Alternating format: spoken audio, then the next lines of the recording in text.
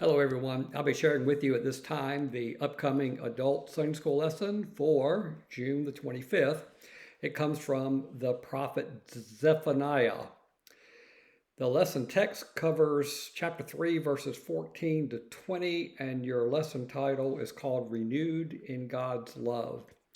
In my Sunday morning sermons for the past several months, my messages have come from the Old Testament prophets. One of them came from this prophet, Zephaniah.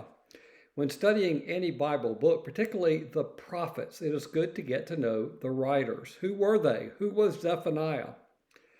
The very first verse, chapter 1, verse 1, traces 4 generations that include royalty, including King Hezekiah of Judah.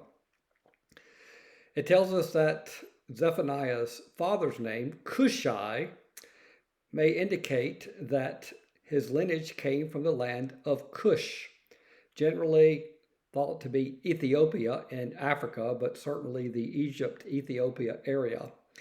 Internal evidence indicates this prophecy was written sometime between 640 to 612 BC, since he refers to King Josiah and his reign, and prophesying Nineveh's fall, meaning that Assyria would fall, be defeated by Babylon and King Nebuchadnezzar.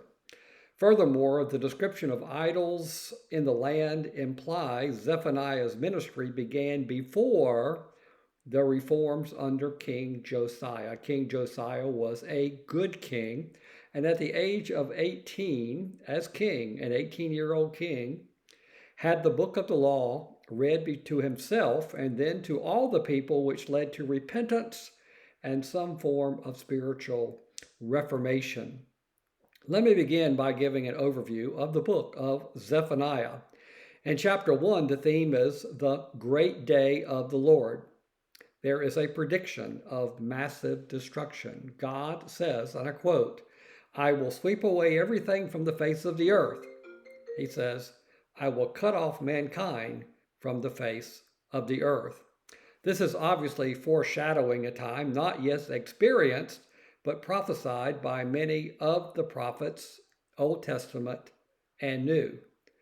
God is going to purify religion life. Every vestige of Baal, some pronounce it Baal, will be removed, destroyed, and those of Israel who have compromised and taken on the customs and culture and dress and religion of the enemy will die. Now, this is important because today, 2023, we have Baals in our own society, and we need to beware of these dangerous customs and culture.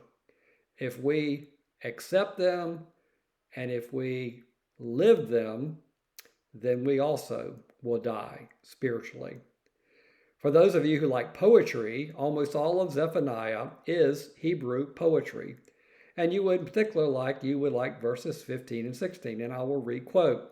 "That day is a day of wrath, a day of trouble and distress, a day of destruction and desolation, a day of darkness and gloom, a day of clouds and total darkness, a day of trumpet blasts and battle cry against the fortified cities and against the high corner towers." Very vivid, the day of the Lord's judgment. Chapter 2 is a call to repentance.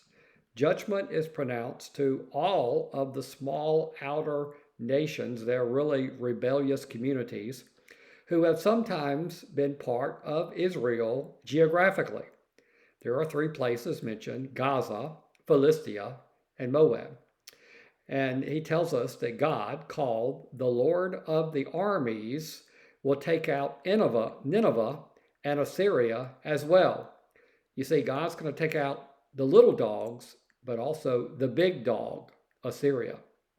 Chapter 3 begins as prophecy against Jerusalem, a rebellious city.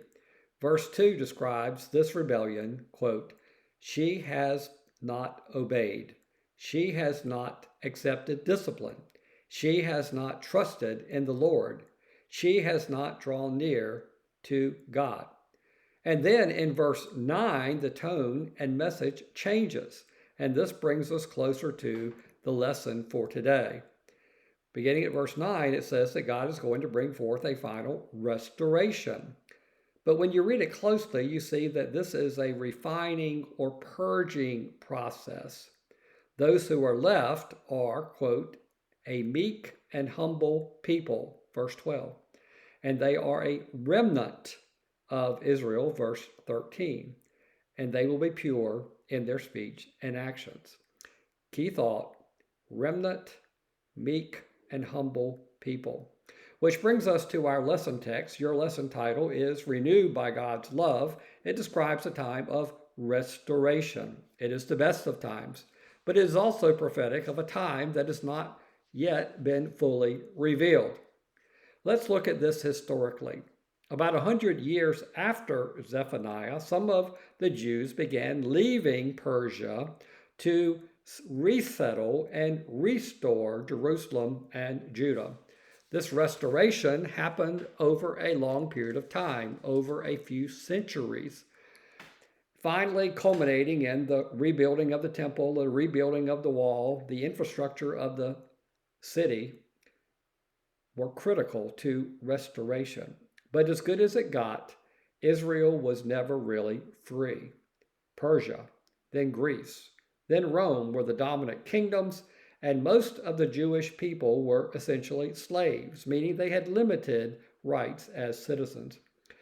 When we come to the book of Acts and Pentecost, or Acts chapter 2, we see that those Jews who had been dispersed in many parts of the world over many generations had come to Jerusalem for this particular vital festival. And as Peter preached Jesus, they heard the gospel of God's redemptive plan in Messiah, Jesus Christ. This birthed the church. And missionaries like Paul and Barnabas and Silas took this message to many parts of Asia, sometimes called Asia Minor, and even into Europe. But throughout the next 1900 plus years, Israel was never a free state. Here are two examples.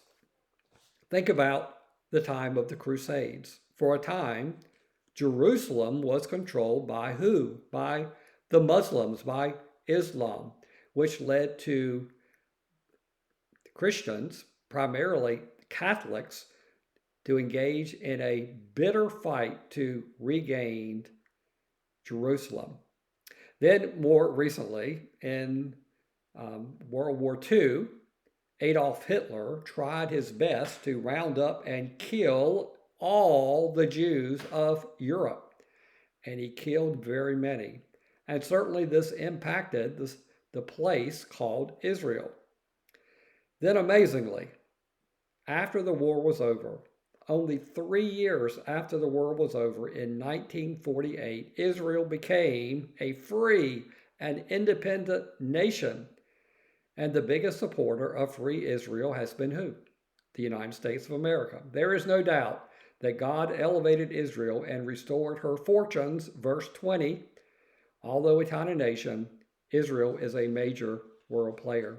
So what does any of this have to do with Zephaniah's prophecy? Well, I'm not totally sure, except to tell you that in order for the restoration to be complete, God will need to bring about the new heavens and the new earth. There are still unfulfilled aspects of this prophetic word. So what is the lesson to us, Christians, and the church? Well, think about these wonderful truths that we find in your lesson text from verses 14 to 20, and here are some of them. Think about this. God is among us.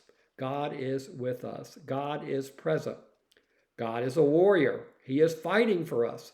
He will keep us safe.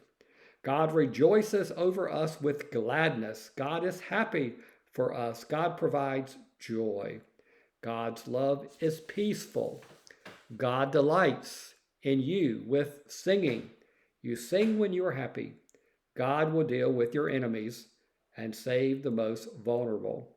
God gave us a blueprint for this restoration when Jesus came to this earth. The 4 Gospels tell us what this relationship with God is to look like. Jesus made this new relationship and and the new kingdom real to us. He gave us a sample, a foretaste of what is still yet to come. We just need to know that God is on our side and God will fulfill all things for our good. Trust Him, believe Him, obey Him. God bless. Have a great week.